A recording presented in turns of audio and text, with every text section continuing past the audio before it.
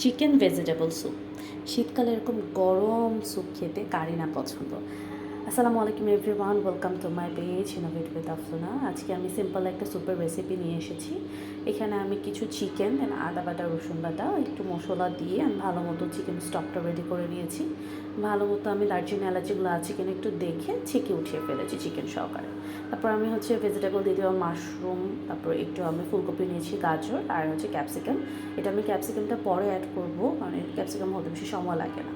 তো সবজিগুলো ভালো মতো আমি পানির মধ্যে দিয়ে বলক এনে নেব ঢেকে।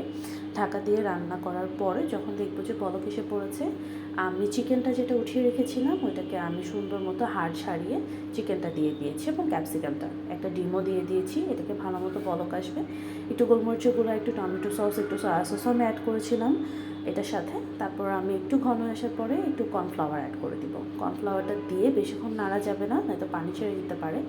এই তো আমার স্যুপটা রেডি হয়ে গিয়েছে। সো এই স্যুপটা যদি শীতের দিনে সকালে হোক বা বিকেলে গরম গরম স্যুপটা খেতে খুবই মজা লাগে। চাইলে আপনার ব্রেডের সাথেও এটা সার্ভ করতে পারেন, অবশ্যই আপনাদের ভালো লাগবে।